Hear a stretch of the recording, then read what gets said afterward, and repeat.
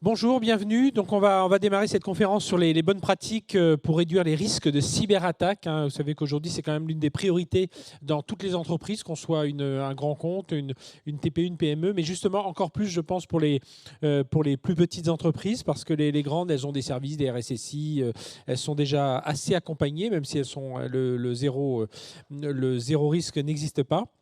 Et on va en parler avec nos experts que je vous présente tout de suite. Donc Anne-Sophie Coléo, pardon, que je prononce bien, c'est bien ça. Bonjour Anne-Sophie, merci d'être avec nous. Vous êtes directrice de Cibia, alors on va revenir dessus dans un instant. Et vous travaillez notamment, vous travaillez notamment au sein du campus cyber qui est à la Défense. Je ne sais pas si vous connaissez cette initiative qui a été montée il y a quelques années par Michel Vandenberg, donc, qui avait monté une entreprise rachetée par Orange. Il a monté Orange Cyberdéfense et le campus cyber. C'est un endroit, c'est un immeuble physiquement qui est à la Défense, où à l'intérieur duquel se trouve tout un tas d'entreprises, des startups, des grands comptes, des entreprises clientes aussi, et qui partagent. Alors chacun travaille dans ses domaines de prédilection, mais ce qui est commun à tout cet immeuble, c'est que tout le monde travaille sur la cyber. Et du coup, il y a beaucoup de choses qui sont. Les gens se croisent, travaillent ensemble. Donc c'est vraiment notre pôle cyber est centré là. Et puis voilà, il y en a un qui a ouvert à Lille. Je crois que c'est Lille et puis un autre en Bretagne. Enfin, le but est d'essaimer comme ça des campus cyber un peu partout enfin un peu partout, dans les grandes agglomérations du territoire. Avec nous également Nicolas Aubé, bonjour. Bonjour Frédéric. Nicolas, merci d'être avec nous. Donc, président de Céleste. Céleste est un opérateur présent partout en France. C'est 700 personnes aujourd'hui ? Oui, c'est ça. 700 20 000 personnes. clients, 700 personnes. Et qui existe, j'ai retenu, depuis 22 ans déjà, Oui. comme le temps passe. Et avec nous également Achille Morin-Lemoine, donc CEO de Sirius. Bonjour. Bonjour Frédéric. Achille, merci d'être avec nous. Alors, qui existe depuis moins longtemps que Céleste, mais on espère longue vie en tout cas à Sirius. Mais c'est bien parti. Sirius était une entreprise qui était hébergée il y a encore 2 ans ou 1 an. 1 an, oui. 1 an ici à Station F, et qui F. maintenant, ça y est, prend son envol. Et on reviendra évidemment sur le métier de Sirius, qui accompagne justement les PME, une sorte de coach cyber, et on sait qu'on en a bien besoin aujourd'hui. Juste un premier tour de table pour faire un petit état des lieux, dire pourquoi. Alors sans créer sans parler de crise, enfin vouloir créer un climat anxiogène, mais pourquoi il y a urgence aujourd'hui pour les PME de s'intéresser, de placer la cyber, même si on est dans un domaine, on fabrique des meubles, même si on a un domaine qui n'est pas du tout technologique, pourquoi ça devient à tout prix une priorité aujourd'hui, cette cyberdéfense, Anne-Sophie? Bien, bonjour à tous. Une priorité, pas seulement pour les plus petits, c'est une priorité pour tous, la cybersécurité. Avoir des bonnes règles d'hygiène numérique, je pense que ça fait partie de notre quotidien à chacun. L'une des raisons, je ne sais pas si on va en parler tout à l'heure, il y a des règles qui s'imposent et qui vont venir, notamment NIS 2, un règlement européen qui va s'imposer à tout fournisseur sous-traitant d'entreprises dites importantes ou essentielles pour l'économie de la nation. Et pour monter en compétences et se cybersécuriser, il y a beaucoup de problèmes. Je pense qu'on y reviendra tout à l'heure sur le pourquoi est-ce que les plus petits manquent de moyens financiers, humains, expertise technique pour le faire. Quelques chiffres. Je laisserai la place aux experts en cybersécurité plus pour préciser ça. Moi, j'aime bien donner quelques chiffres pour l'ampleur du problème. 50% des PME aujourd'hui qui se sont fait attaquer déposent le bilan dans les 18 mois qui suivent. Ça, c'est une réalité économique. Et l'impact d'une attaque aujourd'hui, d'ordre cyber, elle est à peu près de 120 000 €, estiment les assureurs, en termes de coûts financiers d'une cyberattaque. Donc l'investissement dans sa cybersécurité, c'est un moyen aussi de se prémunir derrière de grosses défaillances économiques pour sa structure. Et donc, c'est des risques qui existent très concrètement. Nicolas, si on faisait un petit peu... C'est quoi les types d'attaques? Alors, on entend beaucoup parler de ransomware, on entend parler de déni de service. Ça veut dire quoi si on prend les principales attaques aujourd'hui? Je crois qu'aujourd'hui, les entreprises font face à une délinquance, une nouvelle délinquance. Cette délinquance, elle est cyber, c'est-à-dire qu'elle arrive de partout dans le monde. Avant, pour braquer quelqu'un, il fallait venir, il fallait, se déplacer. Aujourd'hui, on peut le faire à distance. Donc, c'est la délinquance. C'est en augmentation. Voilà. On voit, en fait, on équipe 20 000 entreprises et on voit en fait que ça augmente, ces attaques augmentent. Donc, que ce soit des entreprises de toute taille, en fait, privées, publiques. On a dans la presse des hôpitaux, des collectivités qui sont ciblées. Mais finalement, en fait, ils ne sont pas ciblés. Tout le monde est ciblé. On jette un filet, puis on voit ce qui remonte. Les délinquants, on va dire, ils attaquent n'importe qui en masse, et puis ils regardent ce qu'ils peuvent trouver. Donc, c'est quoi les principales attaques? Donc, l'attaque ce qu'on voit vraiment aujourd'hui qui fait très mal, c'est le chiffrement des données de l'entreprise, donc pour de la rançon.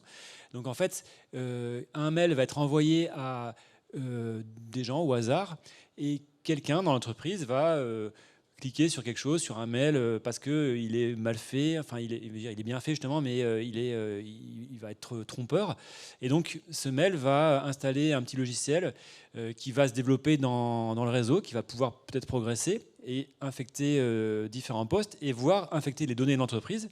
Et puis d'un coup, en fait, à un moment donné, ça va être déclenché par un délinquant, un pirate à distance, qui va chiffrer les données. Et après, il va demander une rançon à l'entreprise.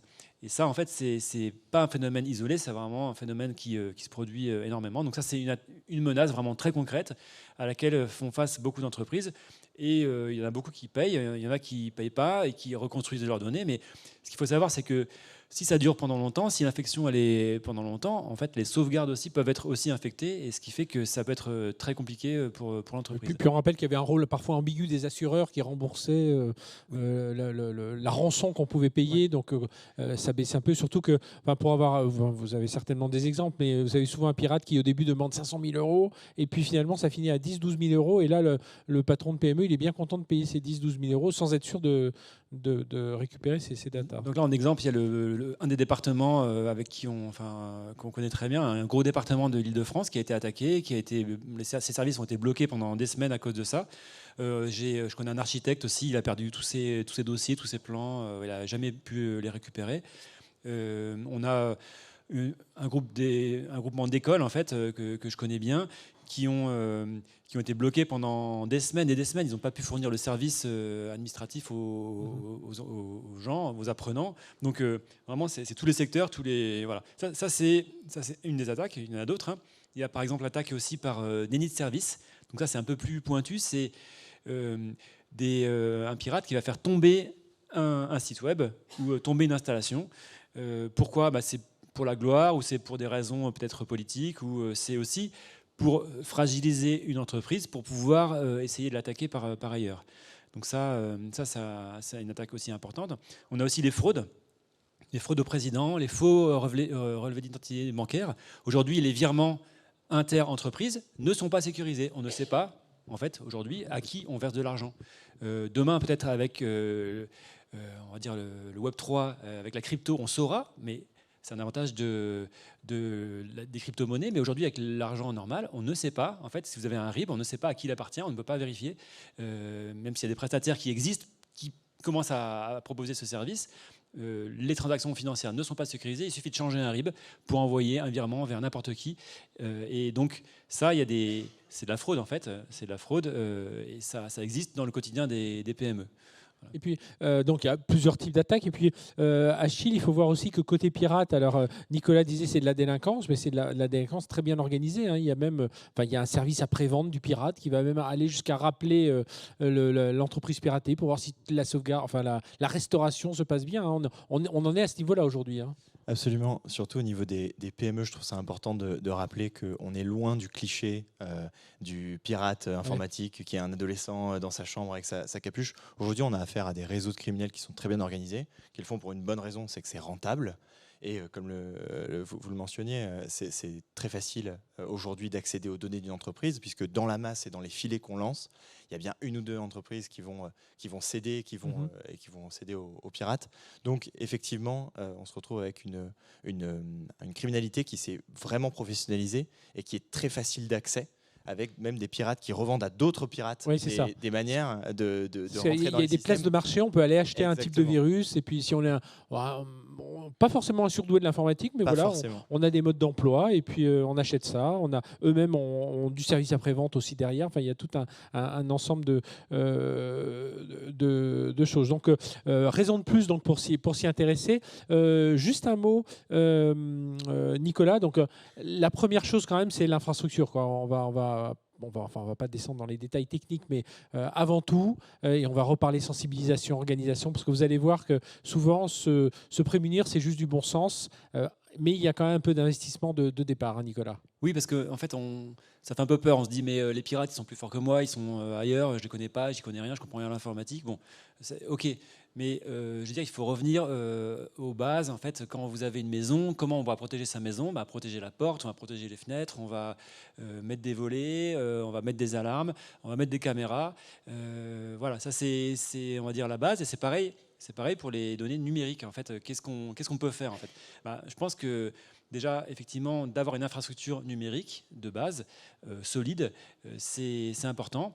Donc, ça veut dire quoi? Ça veut dire avoir une bonne connexion, c'est mettre ces données dans un endroit en fait adapté pour ça.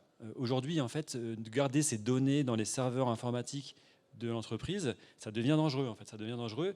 Il y a des prestataires informatiques, des spécialistes qui font ça, qui peuvent conserver vos données dans un endroit qui va être plus sécurisé, qui sont des spécialistes de la conservation des données. Donc les conserver vous-même, c'est comme si vous aviez chez vous des lingots d'or. Bah, oui, ok, mais bon, c'est peut-être moins sûr qu'à la banque. Donc mettre ces données en lieu sûr.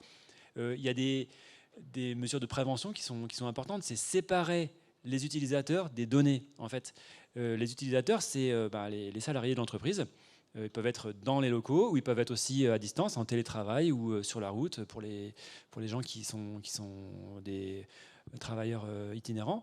Et donc, avoir des réseaux bien séparés. Donc, il faut vous dire que les salariés, sur le réseau des collaborateurs, collaboratrices, il ne faut pas le considérer comme un réseau sécurisé. On peut avoir quelqu'un qui va cliquer sur un mail frauduleux sans le vouloir. Il va rentrer un logiciel dans l'entreprise sans qu'on le veuille. Donc il faut séparer les données du réseau des salariés.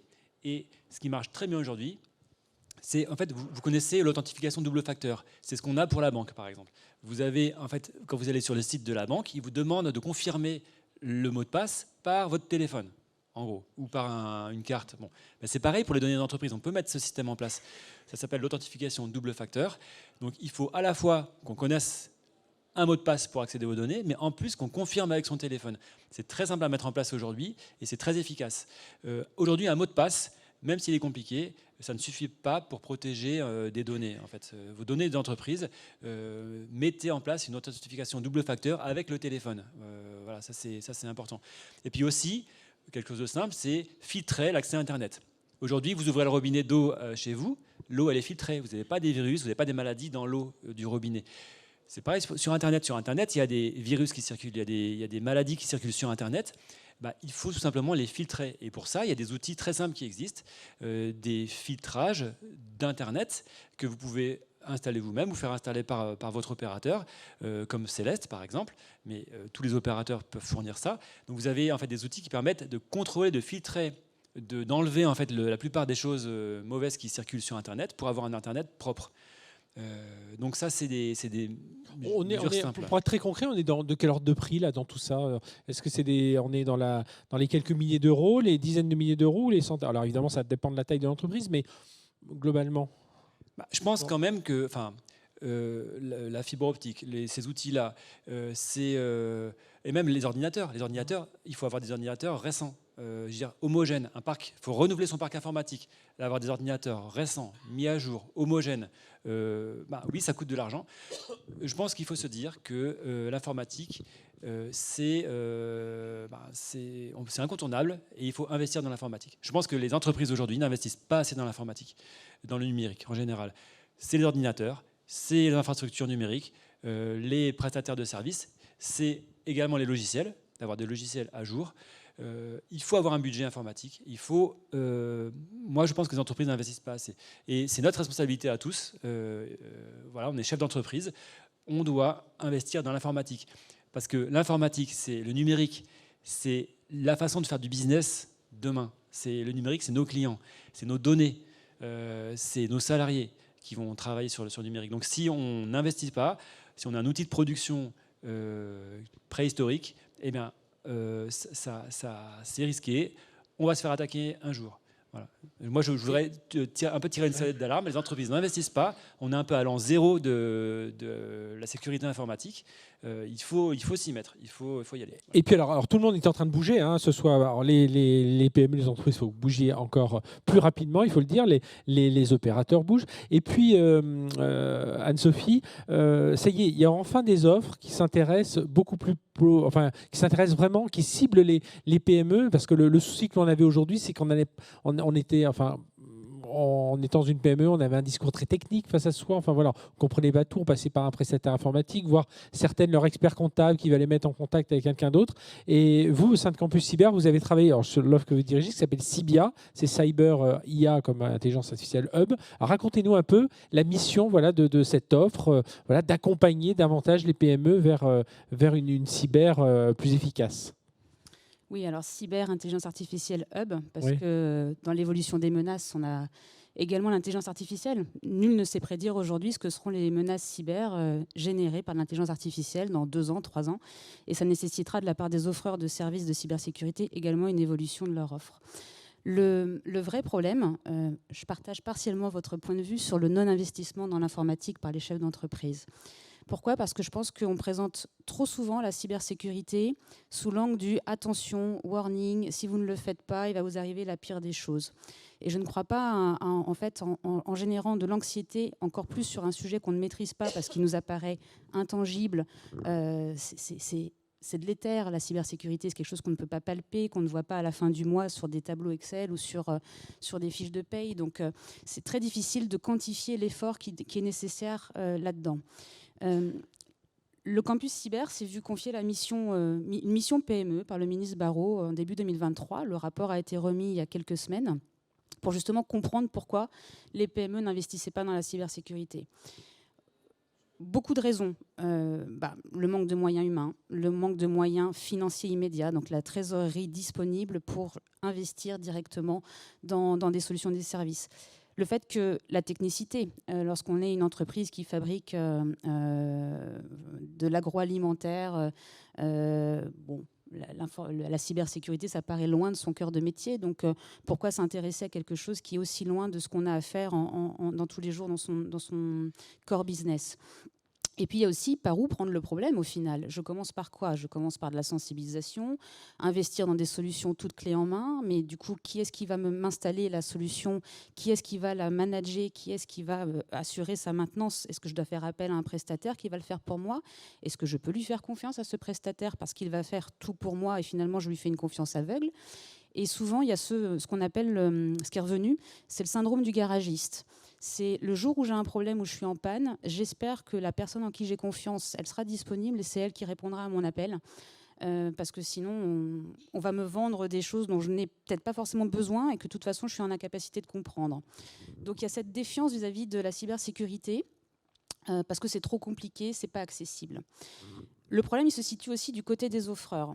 Pour être en capacité d'adresser un marché de PME, et en tout cas c'est le triptyque que je souhaite porter avec Cybia, c'est de pouvoir générer une offre de proximité, de confiance et en neutralité. Les offres qui sont portées par des prestataires privés, souvent il y a aussi ce risque est-ce que c'est réellement ce dont j'ai besoin qu'on veut me vendre ?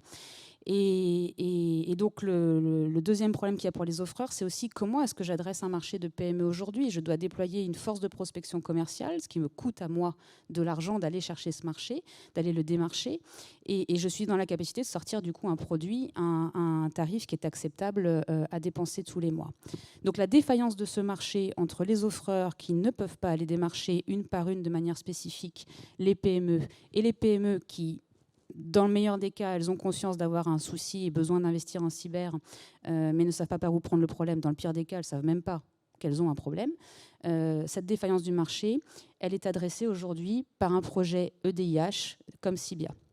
Et donc, en quelques mots, parce que je ne vais pas monopoliser la parole, le parcours que l'on propose, il est décomposé en 4 étapes. Et la première, c'est de se dire, il faut embarquer. Embarquer, ça commence par se dire, on évalue la maturité.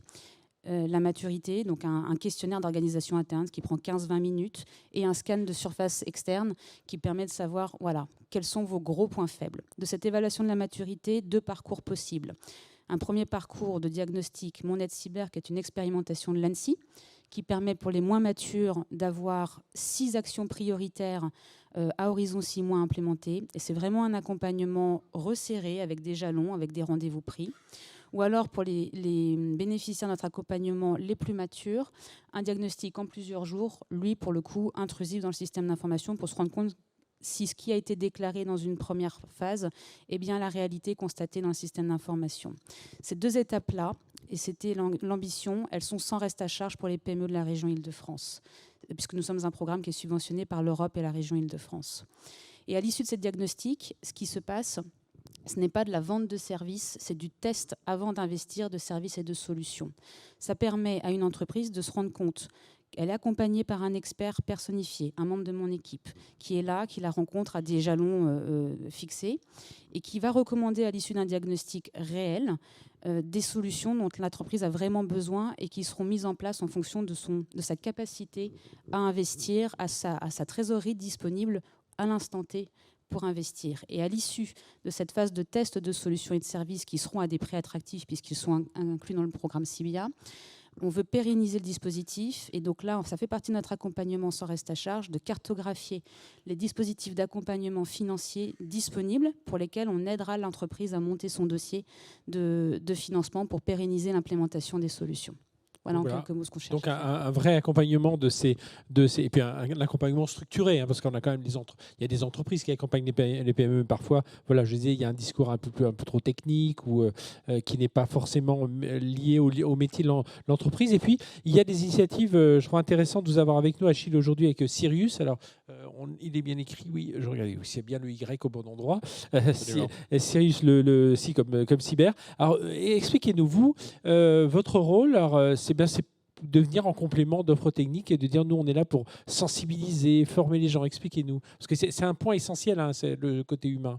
Absolument, et je trouve ça très intéressant la discussion qu'on a là sur scène en ce moment, puisque nous c'est notre métier d'aller contre ce discours qui est souvent trop technique, qui est souvent qui fait peur à nos clients.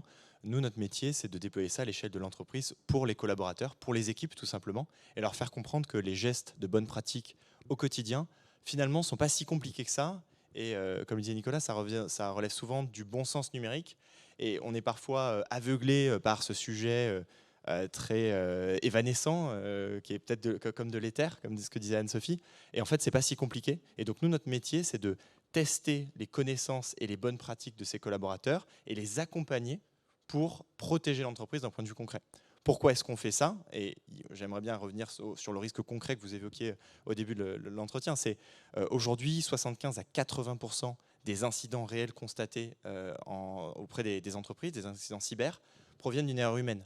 Une erreur humaine, qu'est-ce que ça veut dire? Vous avez 2 typologies d'actions. Vous avez les actions externes, donc des criminels qui vont venir faire ce qu'on appelle de l'ingénierie sociale, qui vont venir manipuler mes équipes en interne, mes collaborateurs pour récupérer une information. Ça va être potentiellement un RIB bancaire, ça va être potentiellement des données que je vais pouvoir revendre.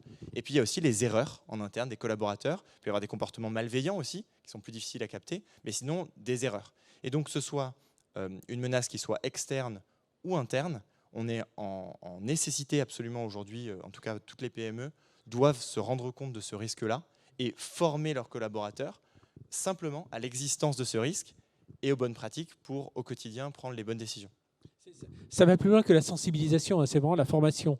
Ce que vous proposez notamment avec Sirius. Absolument. Le gros avantage en fait de la cybersécurité, qui est aussi une caractéristique, c'est qu'on peut apprendre qu'en pratiquant, puisque c'est un sujet qui souvent on a du mal à matérialiser. Et donc une très bonne manière de faire ça, c'est de la simulation de phishing par exemple. Ça c'est assez répandu dans les entreprises et typiquement ce qu'on propose à nos clients, qui sont des PME de toute taille sur tout domaine d'activité. Ça peut être des entreprises technologiques, mais pas que. On a des clients qui font de l'agroalimentaire, effectivement, des comptables, des avocats, des clients industriels.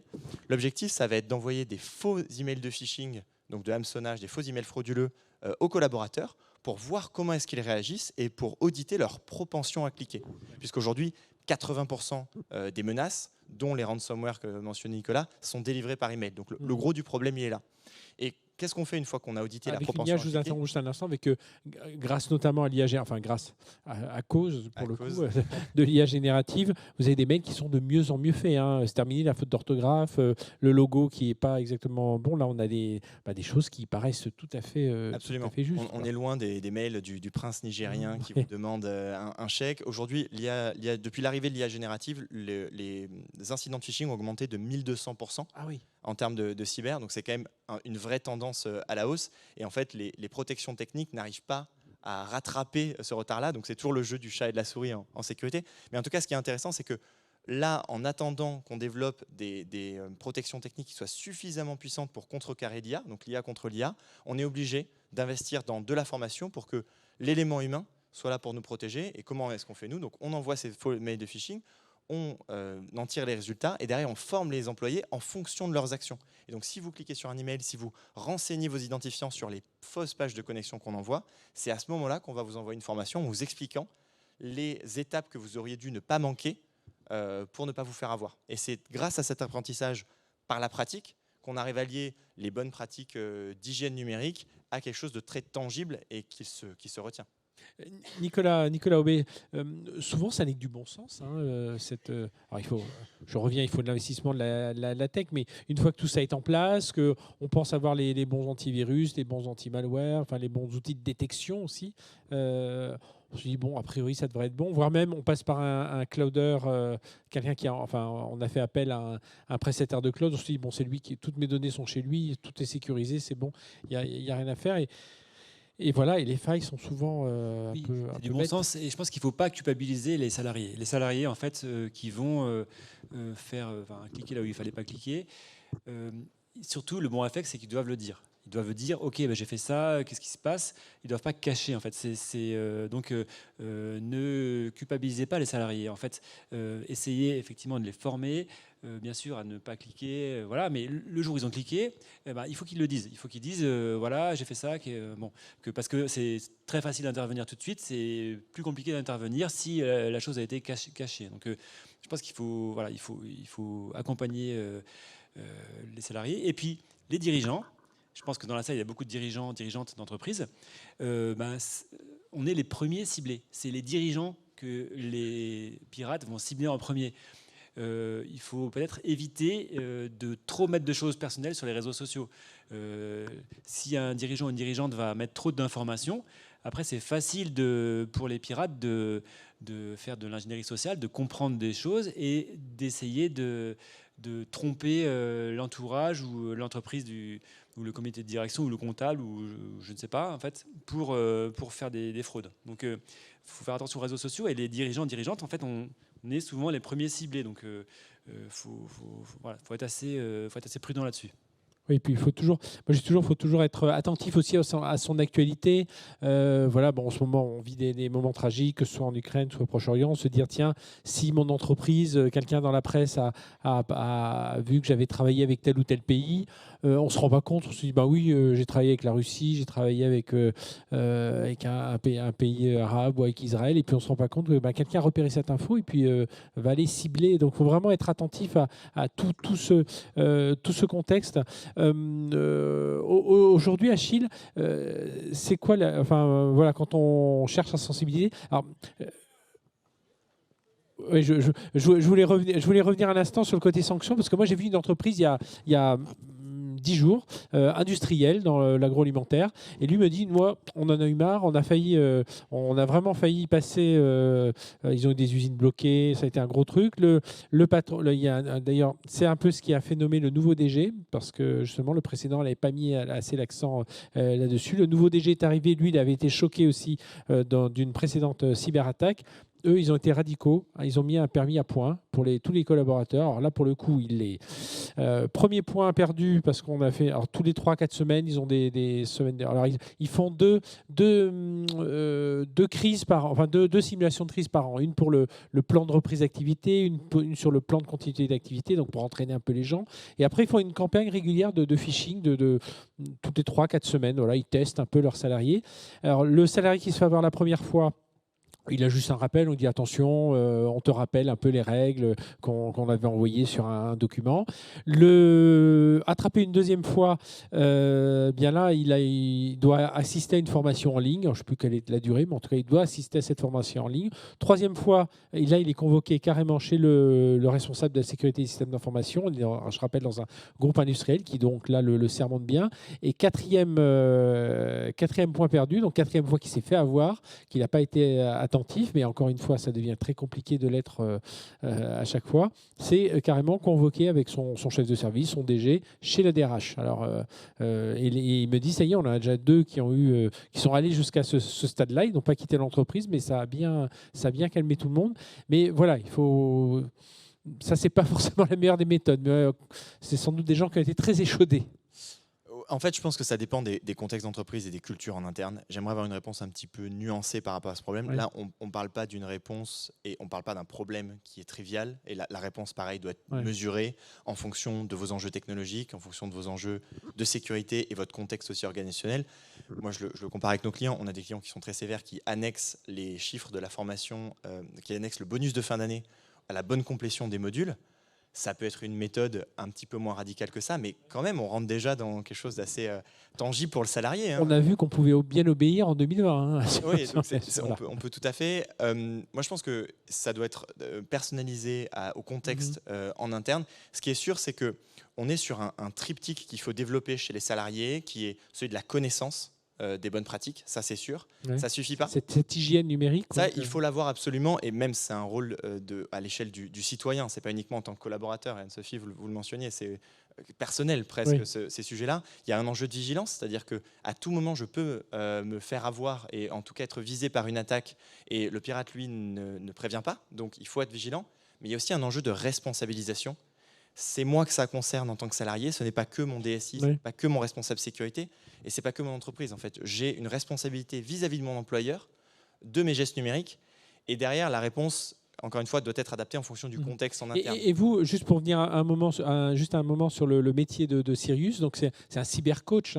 Exactement. Vous intervenez comme ça en entreprise, donc à travers des questionnaires, à travers même un accompagnement des entreprises. C'est ça, l'idée, c'est... Exactement. Ce qu'on propose, c'est une plateforme en ligne qui permet de former les collaborateurs, que ce soit de manière théorique avec ces modules automatiques, avec ces modules de Sirius, qui est le cybercoach des employés qui va venir régulièrement, plusieurs fois par mois, solliciter les collaborateurs pendant des conversations de 3 à 5 minutes pour venir leur enseigner les bonnes pratiques en sécurité, mais aussi par la pratique, avec notamment ces simulations de phishing. Ça, c'est la plateforme qu'on offre et qui est la plus automatisée possible, surtout pour des clients comme on a de PME qui n'ont pas de temps ni de ressources à consacrer. Et la sécurité, c'est un petit peu le parent pauvre en général de l'informatique et on n'a jamais assez de temps ni de ressources à y consacrer. Ce qu'on propose aussi, évidemment, vous l'avez mentionné, c'est un accompagnement, puisque là, on touche à quelque chose de très organisationnel, en fait, de culturel au sein des entreprises. La responsabilisation des salariés, ça ne se fait pas avec une plateforme uniquement en ligne, ça vient avec de l'accompagnement, avec de la communication pour faire comprendre et pour faire prendre conscience de ces enjeux-là et des conséquences très délétères qui peuvent en suivre. Anne-Sophie Colléo, vous conseillez aux entreprises de s'entraîner, alors selon les moyens de l'entreprise, il ne s'agit pas d'en faire chaque semaine, mais à la gestion de crise, se dire tiens, un jour, même une petite entreprise de 5, 10, 15, 20 personnes. Oui, je crois que la première des choses, des questions à se poser, c'est qu'est-ce que je veux protéger ? Quels sont les sujets ? Si je les perds, je perds tout. On pourrait se poser la question d'un point de vue individuel aussi. Quels sont vraiment mes actifs les plus précieux qu'il faut que je mette de côté en cas de problème. Et ça, c'est la première. La gestion de crise, elle commence par se poser la question de l'analyse de son existant. Et se préparer, y a moult façons de se préparer à la gestion de crise. Il y a effectivement des offreurs de services et de solutions. On en a dans le consortium Cibia qui propose également ce genre de services. Mais j'aime bien la notion de coach parce qu'un coach, quand vous allez vous entraîner, faire du sport, parce que vous avez un défi sportif devant vous, il est à vos côtés. Il est là pour vous donner l'énergie quand vous avez besoin d'avoir ce petit coup de fouet, cette impulsion, parce qu'il ne fait pas beau et que vous n'avez pas envie de sortir pour aller courir. Mais il est aussi là pour vous dire c'est bien, il y a du progrès. Et ça, je crois que c'est vraiment quelque chose qui est essentiel, c'est d'avoir ce lien, cette incarnation et ce lien personnel sur sa montée en maturité. Et ça peut être le rôle aussi d'un opérateur, Nicolas. Oui, un opérateur comme Céleste va déjà fournir de l'infrastructure, de la fibre optique, du cloud, de la sécurisation des flux réseau. Et puis, c'est vrai qu'on a une filiale de cybersécurité qui va aller plus loin, faire des tests d'intrusion, faire de la protection. Voilà, il y a beaucoup de prestataires de services qui peuvent fournir ça, mais je crois que c'est vraiment au chef d'entreprise de se poser des questions sur l'état de l'informatique. Le recours à un assureur, parce qu'on assure son entreprise, bon, il faut le faire, il faut maintenant assurer le risque cyber, même si c'est parfois compliqué. L'assureur, ce qui est bien, c'est qu'il va avoir un questionnaire où l'entreprise va s'auto-évaluer, généralement, en disant ce que je fais, ce que je ne fais pas. Et donc déjà, l'assureur va pouvoir envoyer une image à l'entreprise en disant vous êtes plutôt bien, ou vous êtes bof, moyen, attention. Donc l'assureur, ça va être un premier contrôle, mais finalement c'est un autocontrôle. C'est l'entreprise elle-même qui va faire un questionnaire. Voilà.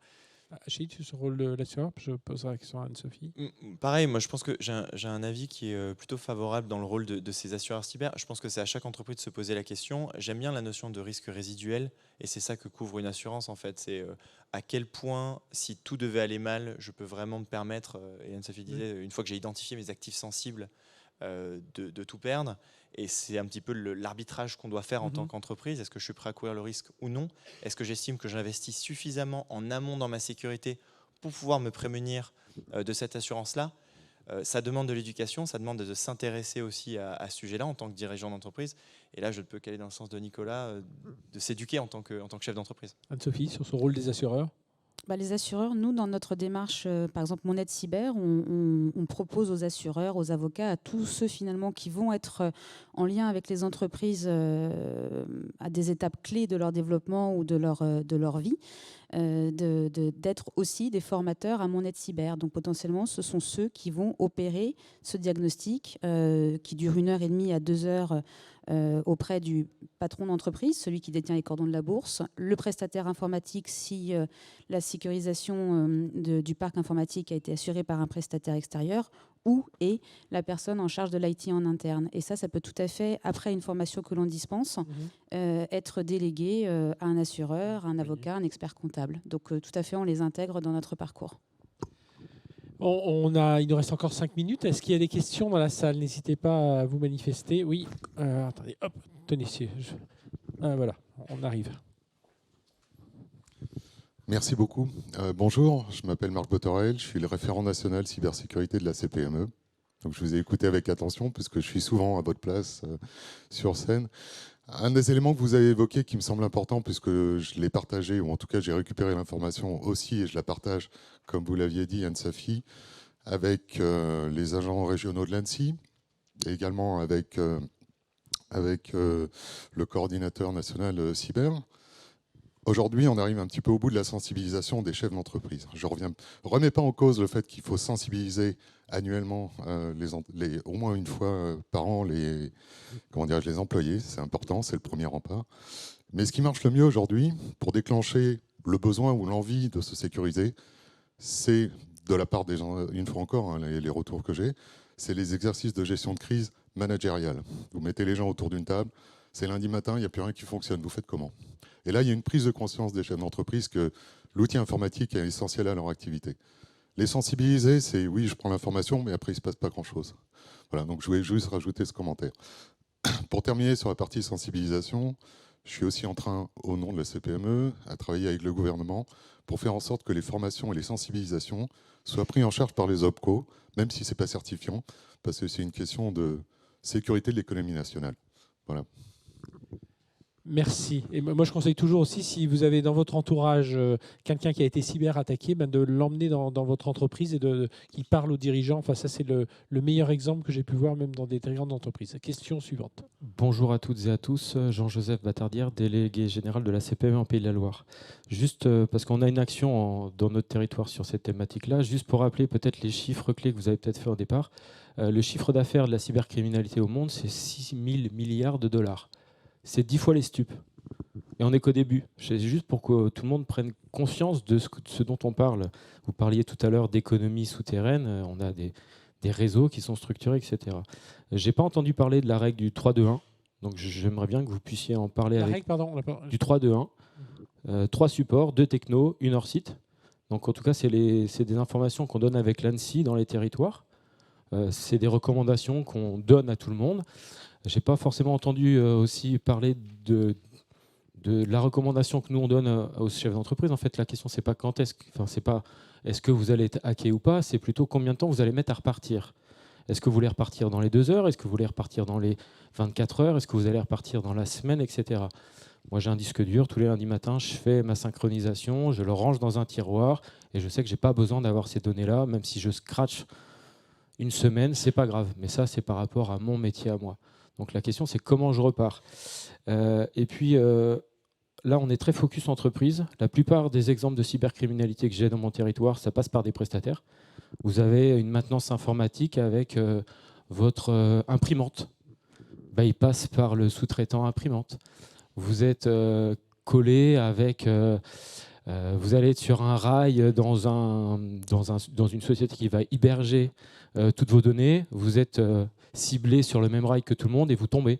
C'est arrivé quand il y a des gens qui tombent par corrélaire avec des hôpitaux. Donc voilà, la question des prestataires, elle est centrale parce que ça passe souvent aussi par les prestataires. Vous avez fait beaucoup de focus sur les salariés.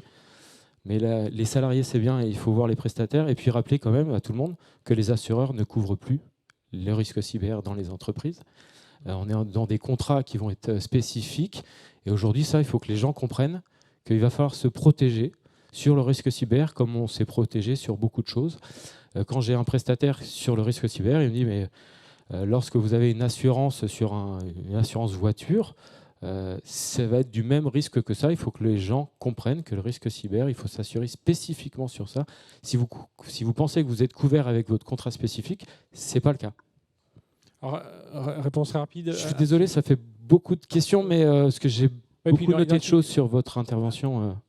Anne-Sophie, en 2 mots, après, les prestataires. Alors les prestataires, oui. Il y a de nombreux secteurs d'activité où en plus des prestataires se retrouvent en situation monopolistique. On prend l'exemple d'un focus que nous on fait sur Cybia sur la santé. Vous prenez une pharmacie, le logiciel qui va gérer le classement des médicaments. 3/4 des pharmacies vont utiliser le même. Si ce logiciel-là tombe, c'est toutes les pharmacies qui tombent. Donc oui, c'est un risque qu'on adresse particulièrement dans le cadre de Cybia, de faire un focus sur les ESN. Et de l'aborder sous cet angle-là, que ce soit pour PME ou collectivité territoriale d'ailleurs, puisque c'est aussi notre champ de compétences. Je passe à la question suivante. Nicolas. Oui, je pense que vous avez cité plein d'exemples intéressants. Je crois aussi que la cybersécurité, la sécurité informatique, c'est aussi du business. Faut se dire... C'est l'image de mon entreprise. L'entreprise, en fait, en ayant une bonne pratique de cybersécurité, s'il y a des contrôles de badge pour les visiteurs, si le réseau Wi-Fi, on voit que c'est un réseau visiteur, si dans mes contrats clients, je prouve que je mets en place des choses, ça rassure les clients. Et ça apporte des marchés, avec des grands comptes. Donc la sécurité, c'est une façon de faire du business. Il faut voir ça comme ça aussi. Ça va développer l'entreprise. Donc, c'est pas uniquement réagir aux menaces, c'est aussi développer mon entreprise. Un dernier mot, Achille, on va conclure ici.